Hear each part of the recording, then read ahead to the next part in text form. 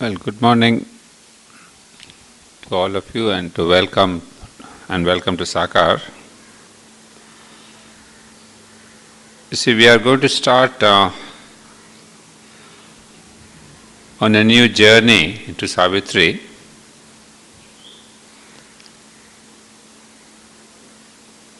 And the focus, the direction of the journey is to see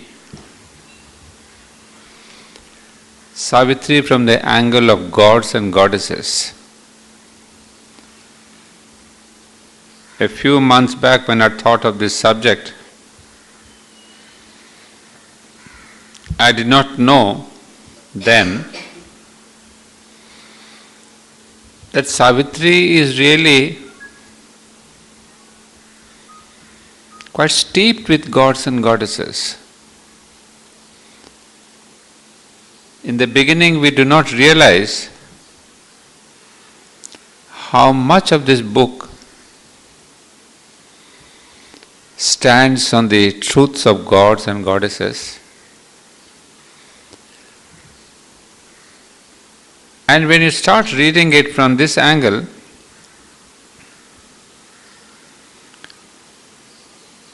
one quite recollects the Vedas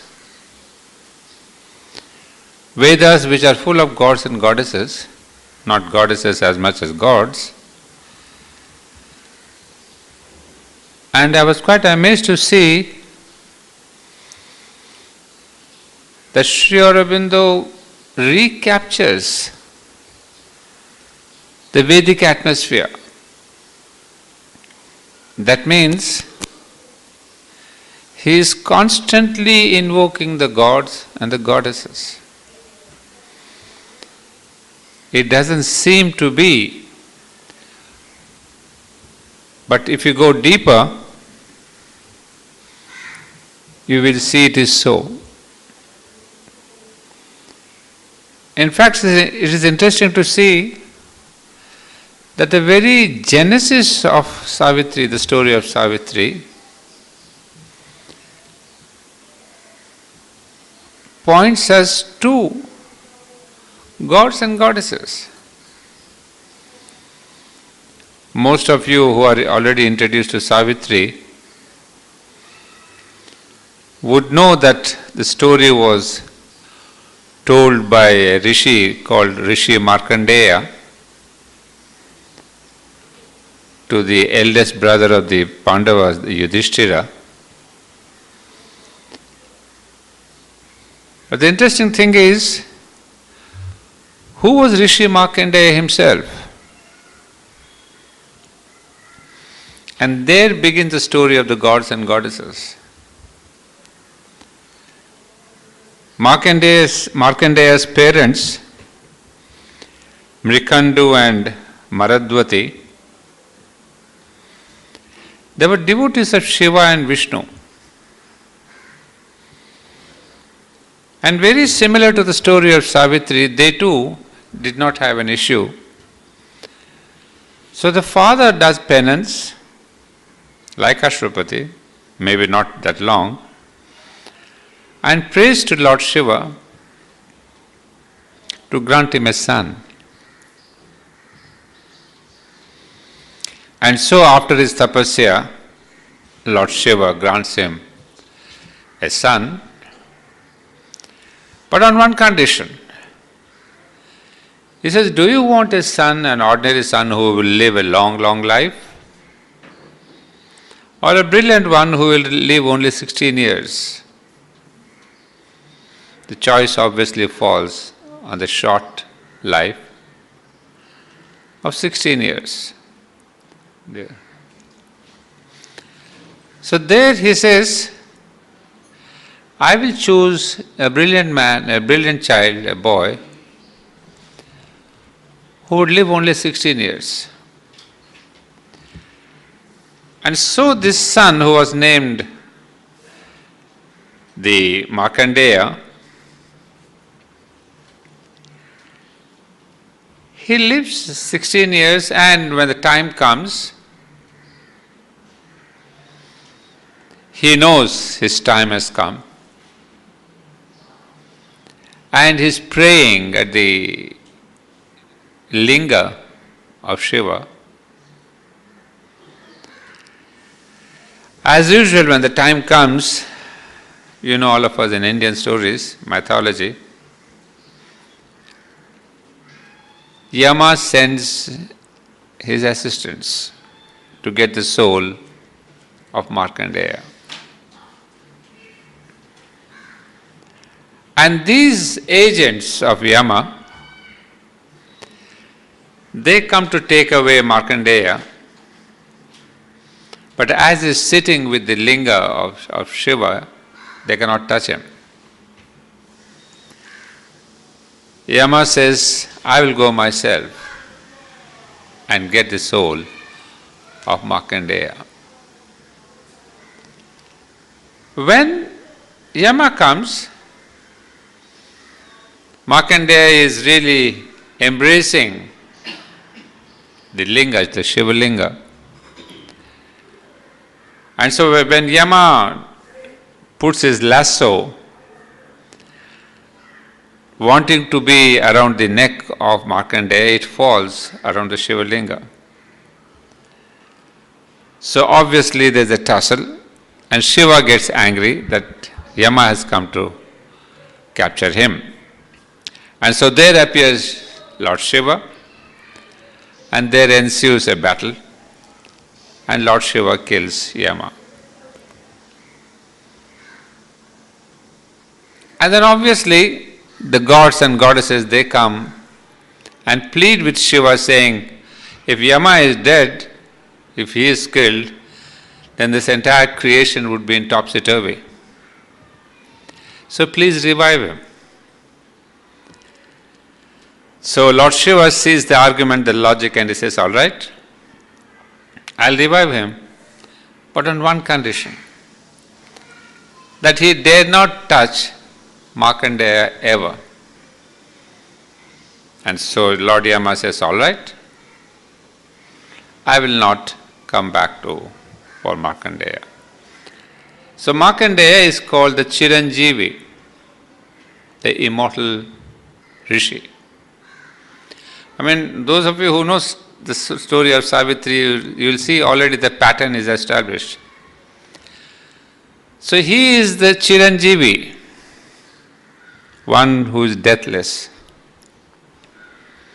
And thereafter, Chiranjeevi, Markandeya, lives forever. And the most interesting thing is, we have a Purana called Markandeya Purana. And one of the most important things is that it is he who has written the Devi Mahatmya, the Chandi part, and what Deepshika also sang about Durga. So he has written about the Durga Saptashati, and which have become really living tradition of the country. So you see, this whole thing is about gods, about Durga. All the stotras that are there, that are Bengal and India sings them every year in all the pujas. And then there's the element of immortality. You know, what Savitri is seeking is nothing but immortality.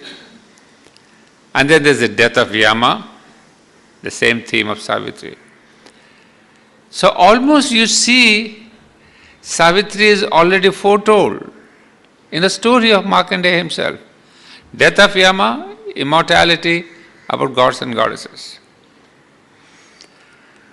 So I wonder if Sri Aurobindo had not chosen this Savitri, not only because of the story Savitri, but also on what is it based. The genesis of Savitri has this entire features of Savitri itself. So the three things that are emphatic, that there is an emphasis on, gods and goddesses, because you know Shiva and Vishnu and the Durga's stotras, Yama's death, and immortality, and physical immortality, please remember. And if you know, these are precisely the three basic lines of Savitri.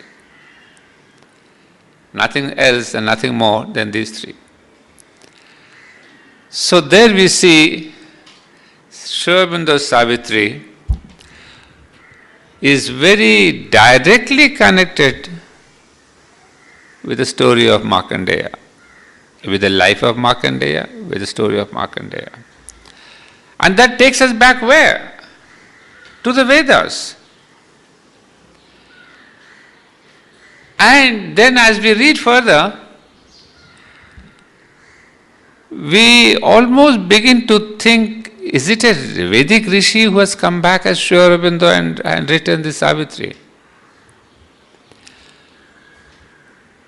I mean, when I started reading this and looking into this, I was given to understand there are about 1,000 references to the word God. God, gods, plural, apostrophe S. And now that you are aware of it, you open almost every third page or every second page, random you can open, and you'll see the word God. So I was amazed to see why is it that Sri Aurobindo is constantly speaking about gods and goddesses, not even as a deity, as a personality of a goddesses, or even the personality of God, but even to the reference of God, God, godlike, God's Godhead. This is obviously to invoke the same presence of the Vedas. What did they do? Why did the Vedas invoke the gods and goddesses so much?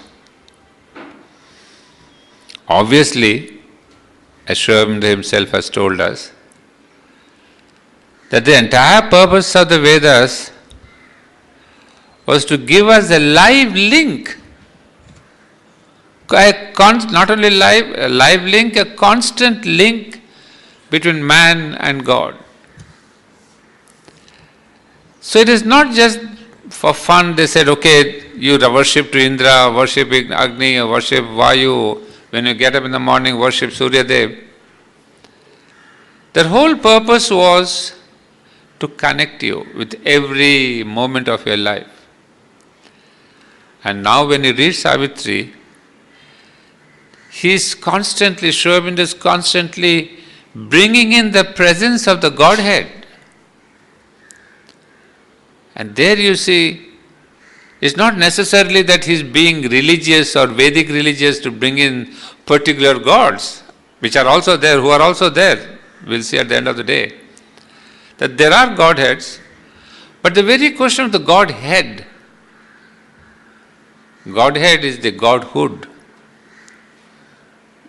Godhood is the presence, the characteristics of the gods.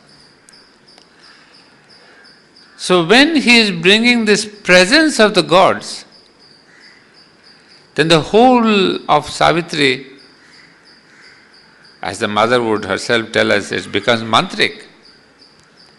Mantric in the sense evocative, invocative. That all that you touch and read, all the lines that you read, are constantly reminding you of the Godhead.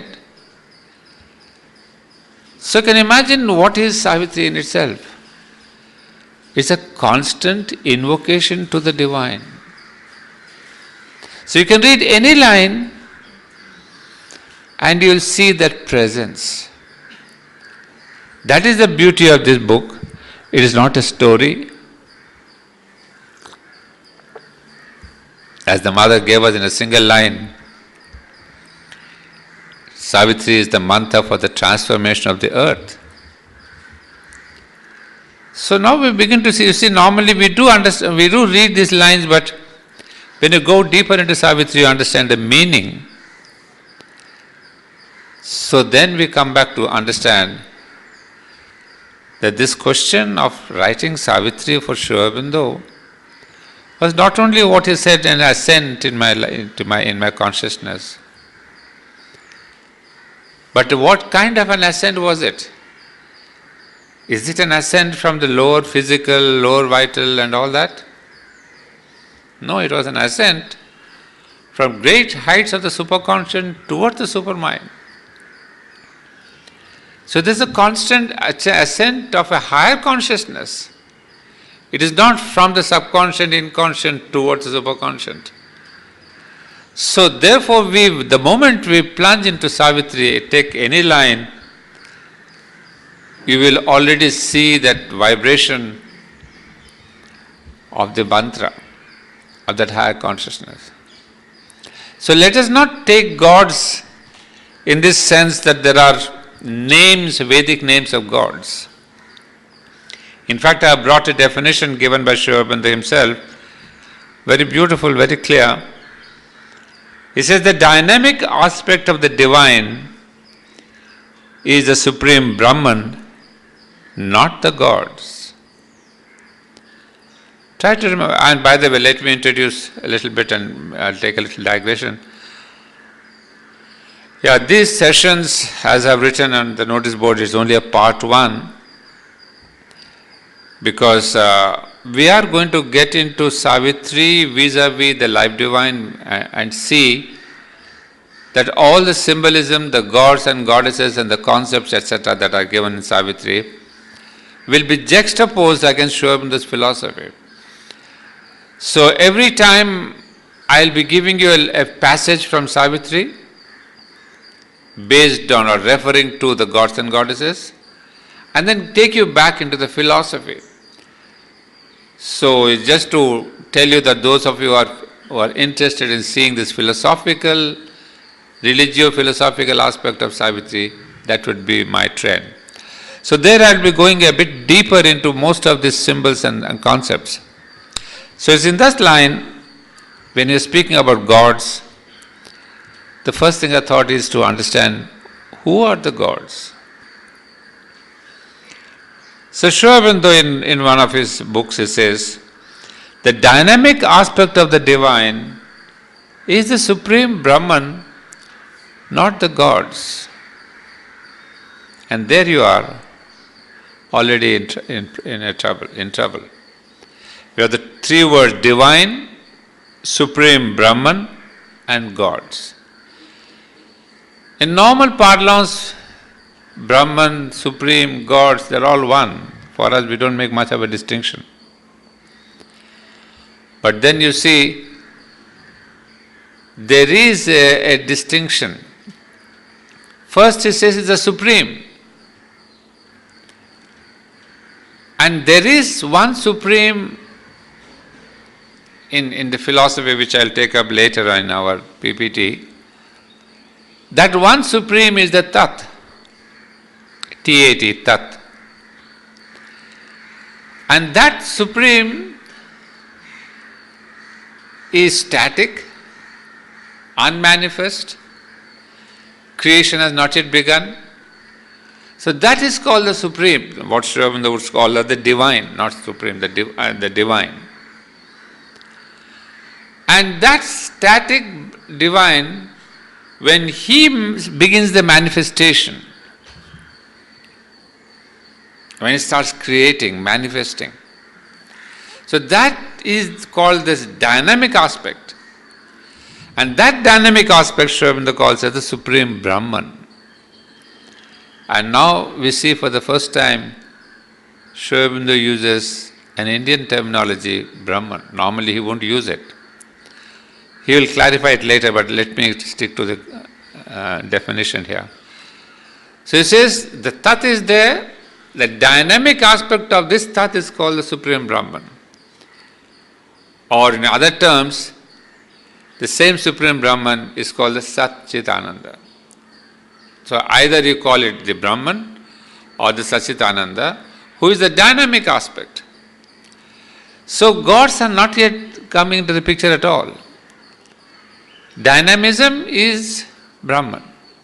Then it says the gods are personalities and powers of the dynamic divine. That's the third level.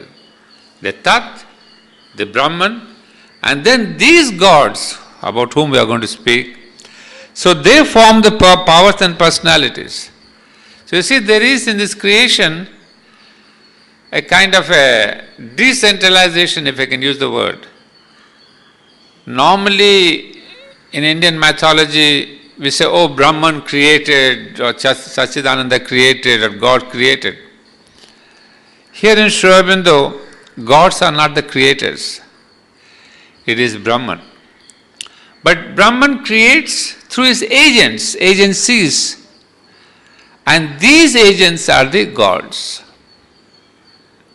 So all the names of the gods, be it Greek or African or Chinese or Indian, they are all only agents of creation, not the creators themselves. So there's only one power, Supreme Brahman, who creates. That is the definition of the gods. So, I mean, not yet the full definition, but I'm slowly introducing you to the concept. And then there comes the question of a very, very remarkable sentence that Sri Aurobindo gives us. You see, in fact, I wanted to give you, lest you think that I'm talking only philosophy. I brought a line here, a passage. You see, when I told you about Markandeya, and Yama being destroyed by Shiva, and I said there's a similar passage in Savitri, all of you know that. You know the one that I'm referring to in Book 10, Canto 4. The famous passage where Savitri and death. Yeah, let me tell you one thing here. You see, when we say about gods, you see, it is God, Yama is again God of death. And Sri Aurobindo speaks about the godheads of little mind, godheads of the lower vital. All the time he speaks about godheads. Lord Yama is God of death. And Savitri, she is the incarnation of the goddess Savitri. And Ashwapati is Lord of Tapasya. Again a godhead there. So except, and then even Satyavan, we don't call him a god or a goddess, godhead, but we call him the soul of the earth. That means an avatar, an incarnation of the Godhead. So these we see, all of them are God that Sri Aurobindo is dealing. Ashwapati, Savitri, Lord Yama, and of course we will see other characters. So this Yama is destroyed not by Shiva here, but in this passage, not even by Savitri. Then who destroys him? It is the same what Dipshika gave you a beautiful description of Durga. Savitri takes upon herself the form of that mighty Supreme Mother, who can be called Durga. So between Shiva and Durga we have the semblance and the connection. So even in Savitri it is Durga aspect which comes to destroy Yama. And the beautiful passage, the two opposed each other face to face. You remark the line, the two opposed each other face to face. So it is almost to say that they are equal at present. Because when you say I'm facing somebody, that means you have the strength to face that person. And he says, his being like a huge fort of darkness towered. He calls Yama the fort of darkness. And that exactly is Yama. Not Yama is the Lord, is the god of death in mythology, but Sri Aurobindo, as I have told you many a time, Sri Aurobindo does not use the word Yama. He calls him night, he calls him void, he calls him darkness, he calls him all that is negation in life. And then I understood the brilliant use of the word death. Why Sri Aurobindo doesn't use Yama? Because if everything in life, that which negates what? Negates the divine. If everything that negates the divine, that is death.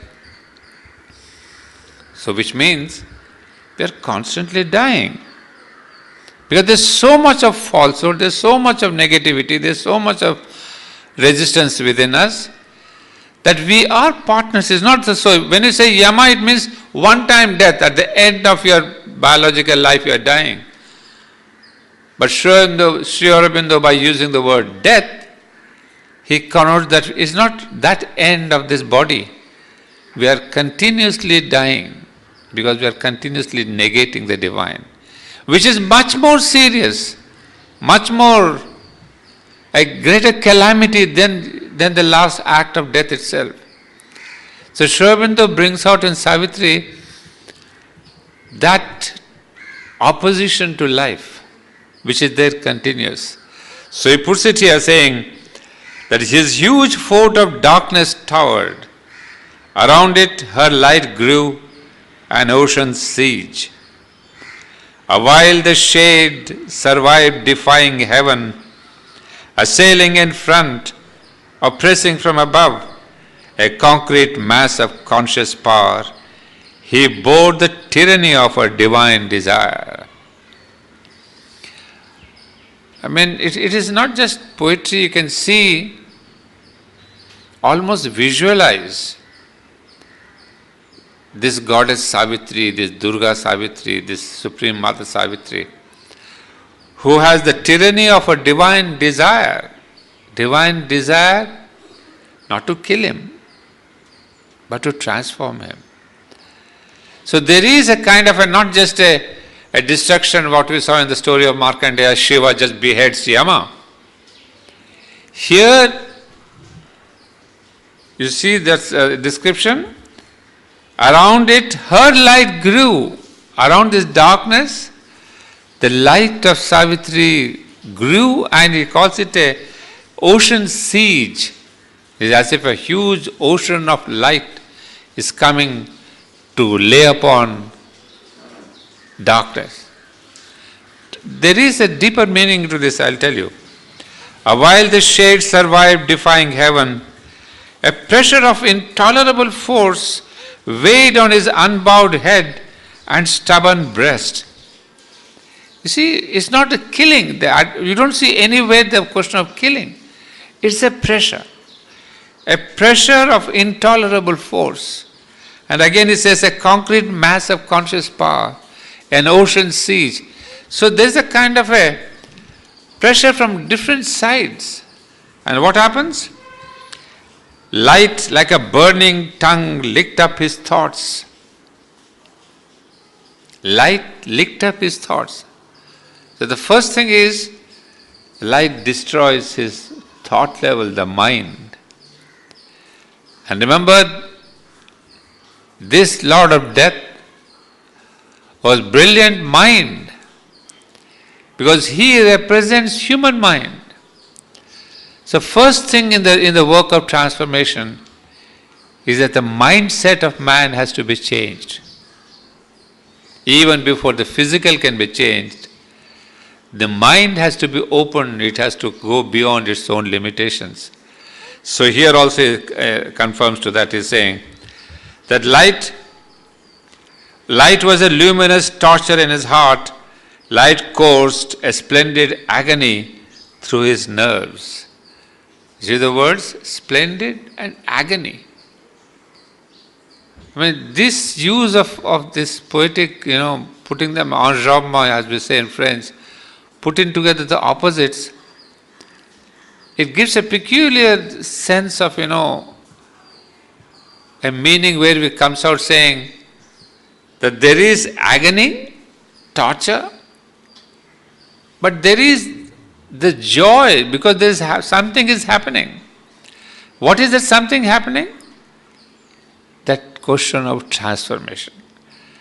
Had Sri Aurobindo used the word only agony, it would have been the killing, the negative aspect. But here we don't want anything negative. So something positive is going to happen, because death is being transformed. So there is a joy of transformation on one side, and there's the agony of disappearance on the other side. So he calls it the splendid agony. His darkness muttered, perishing in her blaze. Her mastering word commanded every limb and left no room for his enormous will that seemed pushed out into some helpless space and could no more re-enter but left him void. So what has happened, if you can notice here, his darkness muttered, perishing in her blaze, her mastering word commanded every limb. So what has happened to death? In the story, yes, Shiva beheads Yama. But in Sri Aurobindo, there is no killing. As Sri Aurobindo's philosophy itself is a philosophy of transformation. So even death is not killed. Because what's the fun? Just try to imagine that if I can remove my death or at least postpone death, I can live 100 years, 200 years, 500 years. But I am not transformed. My nature is not transformed. I am the same old fool of ego, the same old sentiment, the same old passion, the same old... What's the fun of postponing death? You being what you are. So Sri Aurobindo says, it's not the death of Yama that's important, it's your transformation that is much more important. So we see constantly Yama is being transformed. And one word, her mastering word commanded every limb. Now here the mother would explain, I think in the mother, in the Mahakali aspect, when Sri Aurobindo is describing the power of Mahakali, the destruction, the destructive power, he adds a line there, that it destroys all that is negative, all that is dark, all that is, that should not be there. But her destruction carries with it the great, immense love. So destruction is not out of hatred. It is out of immense love for humanity, love for you, that she removes your darkness. Why a simple example, when a patient goes to a doctor and with all the pain, he may give you an injection saying it will go. The injection itself is painful. But then the doctor will remove your pain. So you not only you thank him, at the end of the day you say, my God, you are my God, the way you have saved me out of my pain. So we think the same way that the Mahakali destroys out of great love for humanity. And this is exactly what the mother would tell about Savitri, that what is that power when you say the supreme power has transformed death? Or she says it's not the power of Durga, it's the power of supreme love. So therefore Savitri represents not only power but the question of supreme divine love. So the entire incarnation of Savitri is nothing but an incarnation of love. And therefore he says, because it is love alone that can transform. No other power can transform. All other powers only kill. But love transforms. So mother would come to our rescue to tell us, love transforms. In what way? By the manner of identification. Try to understand this. The process of transformation is to the process of identification.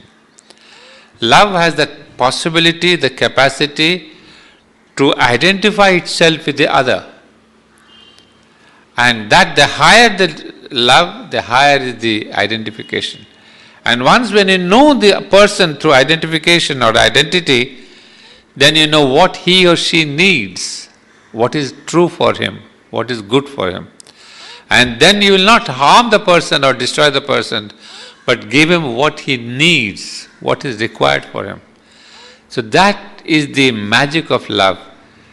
It identifies and it transforms. It never destroys. And therefore, here we see the transformation. So what I wanted to bring out essentially, as you see, in the story of Markandeya and in the story of Aurobindo, this is a major difference. Death, there in the whole old mythology, and here transformation. And there again is similar when I said, when Shiva says, okay, let him revive, come back. We have a similar line in passage in Savitri where Savitri tells Yama, I hail thee, almighty and victorious death, thou grandiose darkness of the infinite. A beautiful description. Darkness of the infinite is not a small darkness. The darkness of the infinite means it is an aspect of the infinite, remember. Of the infinite supreme, what Aurobindo calls the supreme Brahman. It is an innate aspect of the supreme. So he calls it D capital darkness of the infinite. O void that makest room for all to be, hunger that gnawest at the universe. Get the meaning? Hunger that gnawing, that really gnawing words kya bolte hai? That you know the meaning of gnawing.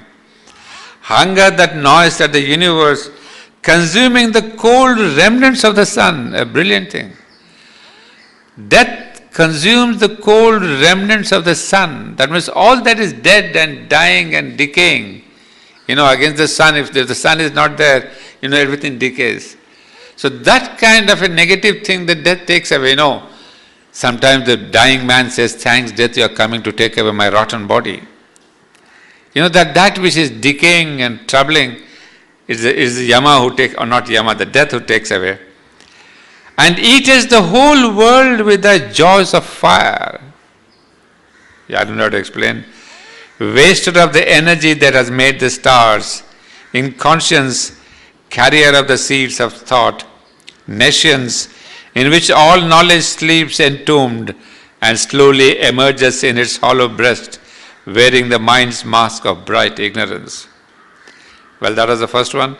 Now this is what is coming important. Thou art my shadow and my instrument. This is exactly, almost you can see, I don't know Sanskrit, but if I can find out, Markandeya's lines would be similar, where it says, thou art my shadow and my instrument. So Shiva says, O Yama, continue to be, because you are needed on the earth to clean up the earth, to clean up the death, to clean up the suffering. You are needed. So Shiva revives Yama in that story, and Savitri also says, thou art my shadow and my instrument. I have given thee thy awful shape of dread and thy sharp sword of terror and grief and pain to force the soul of man to struggle for light. Clear, brilliant. It says to force the soul of man to struggle for light. You go back to the story of Yudhishthir, where is that story? Kya story hai that the question that Yudhishthir is asked, what is the strangest thing of man? Is that we never think of our own death. The strangest thing in this universe is that we are all going to die, but we never think about it, except when you are perhaps in the cancer bed. Even there people don't think. They think, yes, I may die, I am supposed to die. So here it says that the existence of death is to force the soul of man to struggle for light. And there she would say,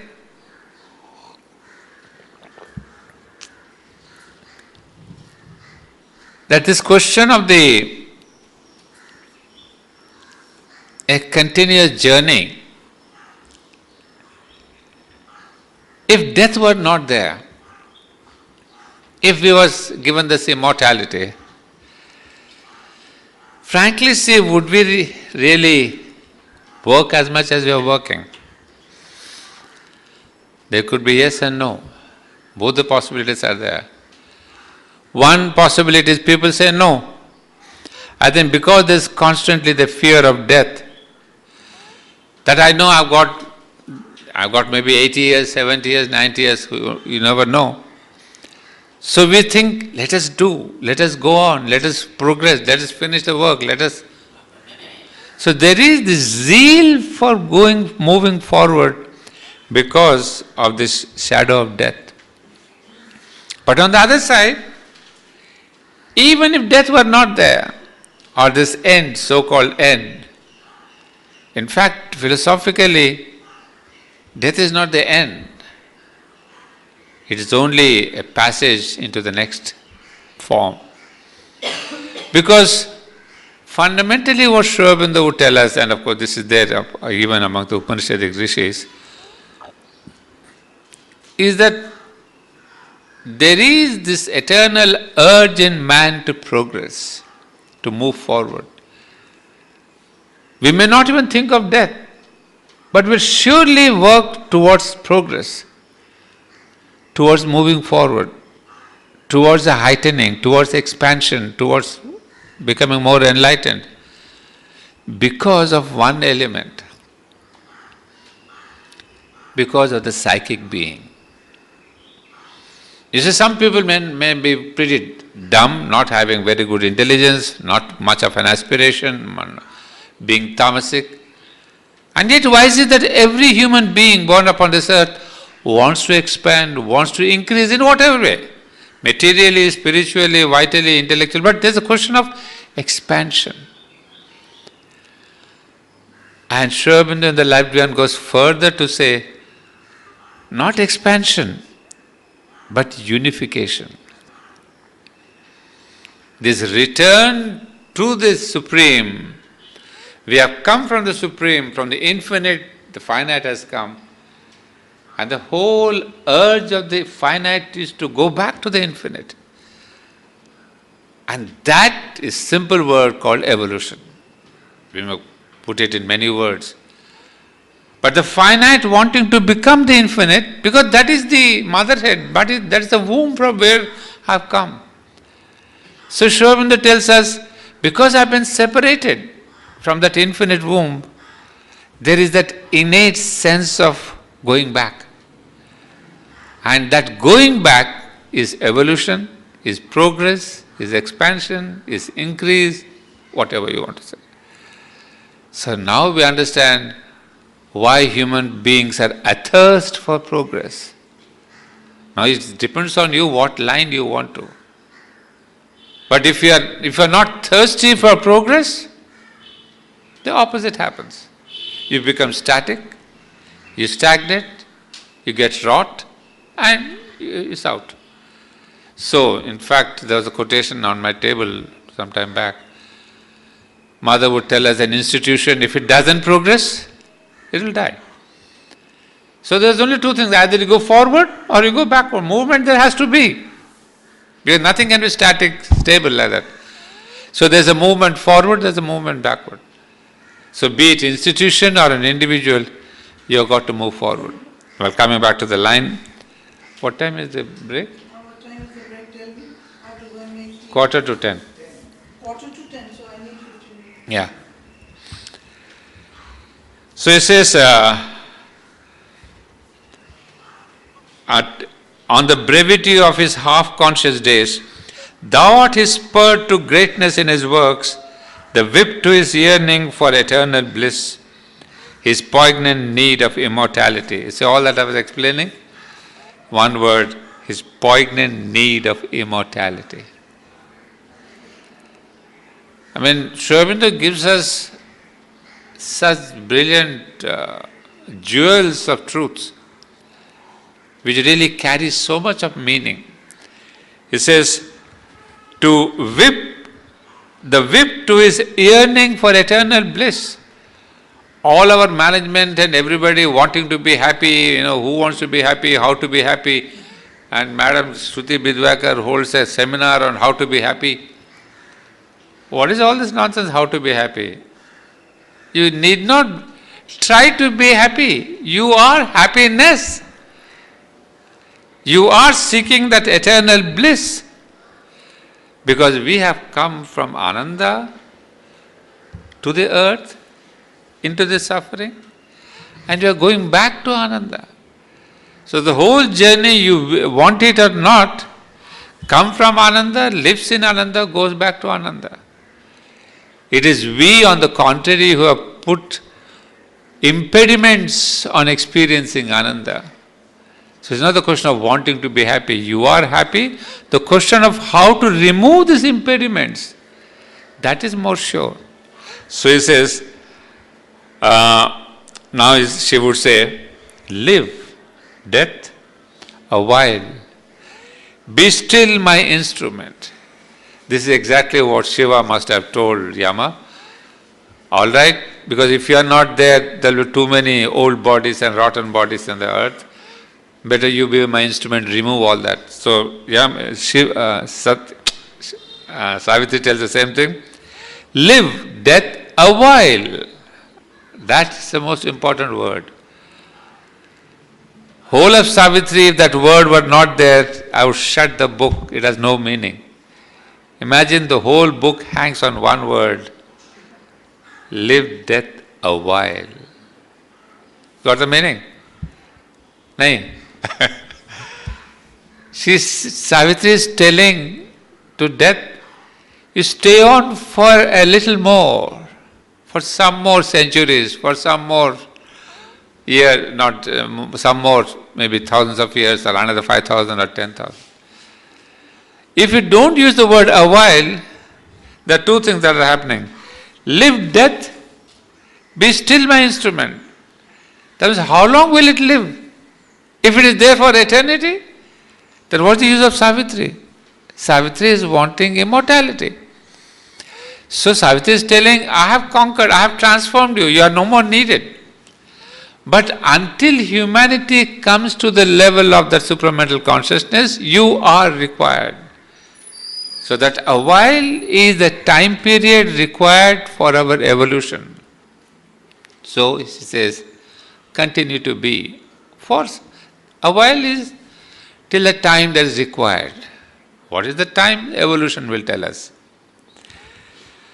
One day, man too shall know thy fathomless heart of silence and the brooding peace of night, and grave obedience to eternal law, and the calm, inflexible pity in thy gaze. Beautiful, I mean, you fall in love with death, in Hindi there's a bit of a pun on that somebody says, I love death because वो आती है, मौत आती है. The poets who make fun, maybe in English you wouldn't know. Ati means the death is coming. Ati is the feminine. Ata is the masculine. So death being a feminine person, he says, I love because, a lady is coming to you, love. That's what the man is thinking.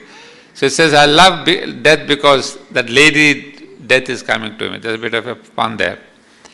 But here the question is, one day man too shall know thy fathomless heart.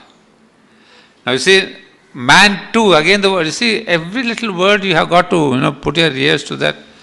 Why is Savitri or Aurobindo telling that one day man too shall know? Up to I know it, now I have known your truth. But after a while, after some years, after some centuries, even man will know what? That thy fathomless heart, that death, you have a fathomless heart, what? Full of pity. Because at that time, this black mask of death would be gone. And we will see, after all, death is also, it has love for mankind. So man too shall know of silence and brooding peace of night and grave obedience to eternal law.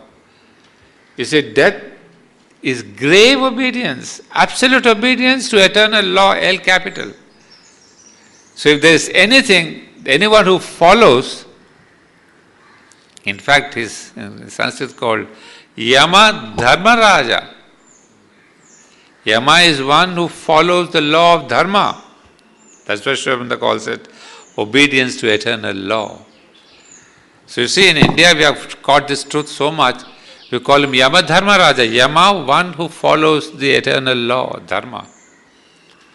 So he says, but now, O timeless mightiness, stand aside. You see, Savitri never insults death. You must have seen in all the dialogue, Savitri never insults death.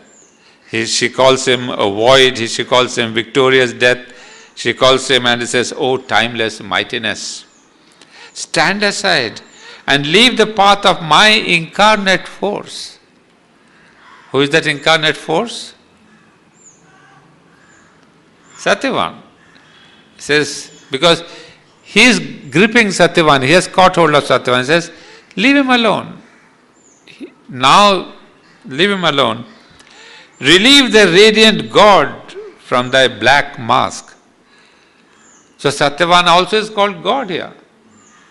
So Satyavan is God, Savitri is God, Yama is God, Ashwapati is God, and there are all the levels of Godheads in the light mind, what is that, higher mind, lower mind. So in a way the whole of Savitri is nothing but gods and goddesses, put in a kind of modern terminology, modern context. And so he says, freed from thy clutch of pain and ignorance, that he may stand master of life and fate, man's representative in the house of God, the mate of wisdom and the spouse of light, the eternal bridegroom and the eternal bride. So that is the mask of death. So I found such a similarity, so close, between the story of Markandeya and our own Savitri. And yet, there is the element of transformation. What Markandeya has envisioned, the way he told us the story or about his own life, we have a difference. Now coming back to what I was telling was about the gods. I think that's the first part I wanted to tell you about the definition of gods, the question of the story of Markandeya and the passages in death from Savitri. Now I'll take you to another level or another section, which is very interesting.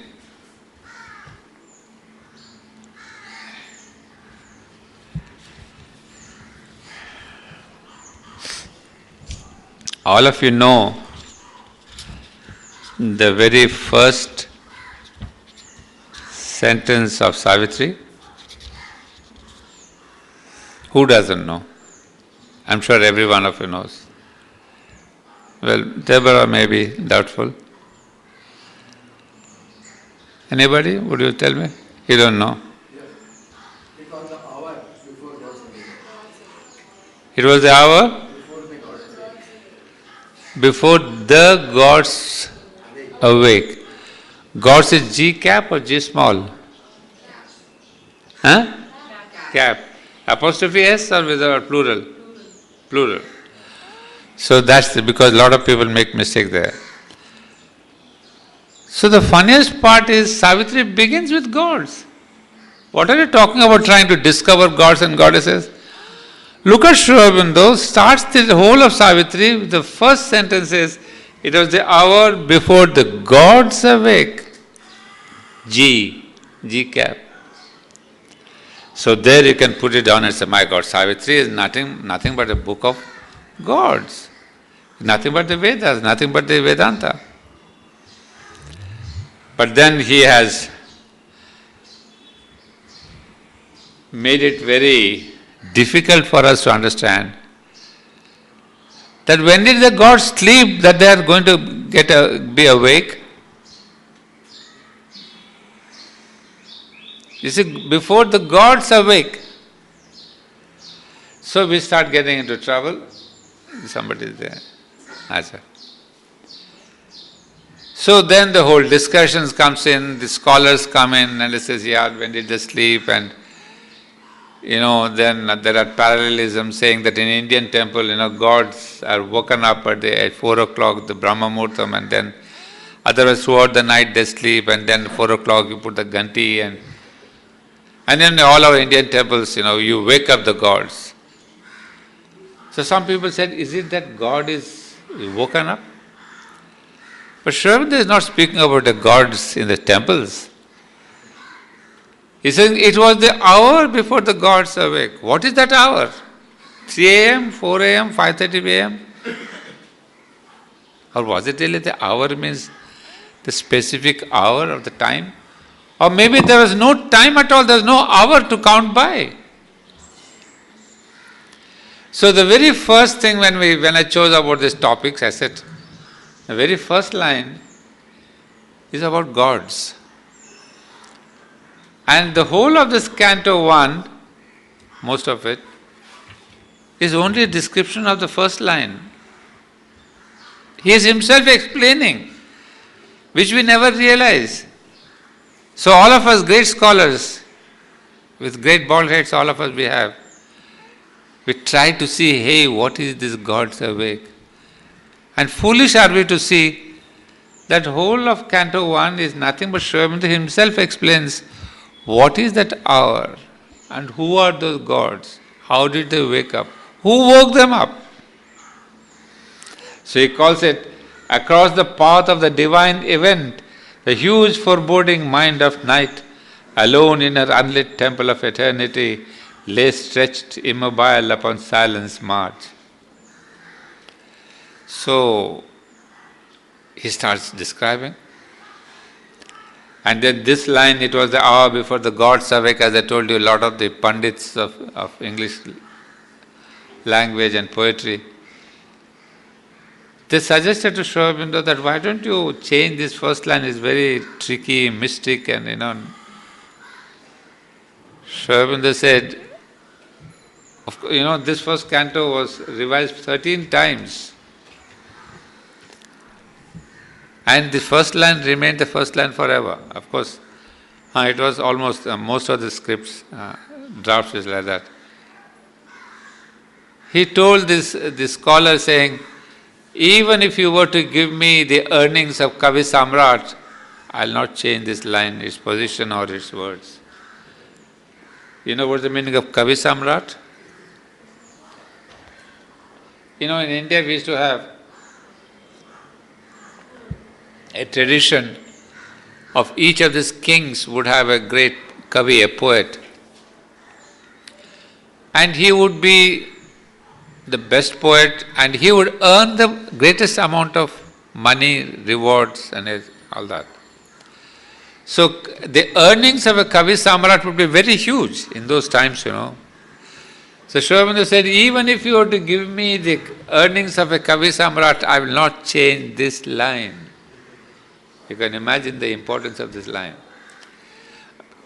I mean, it must have been a line straight from the overmental level, in its mantrik effect, in its symbolism, in its everything. Well, I'm not going to get into the first canto, although I'm very much getting tempted to take it up, but that will lead me to another thing. That's the first line. Now what happens after that?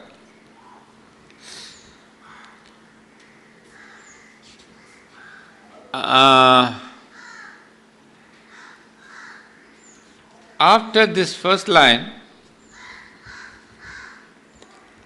till about first page is what? Till page 6, he describes only this first line in different ways. And then in the middle of this canto, he takes up, suddenly he brings in Savitri. It's a real dramatic effect, On one side he's thinking about the great event across the path of the divine event, and suddenly he speaks of Savitri and he says, Savitri too awoke among these tribes that hastened to join the brilliant summoner's chant. See the contrast. One is speaking of the eternity, and the other is speaking of the mortal world, about Savitri. So that is why it is called, Savitri is called a dramatic epic. It is epic in its essence because it starts at the peak of the story of any epic story. Well, that is, you can go on speaking a lot about that, but I'm supposed to be speaking on gods and God.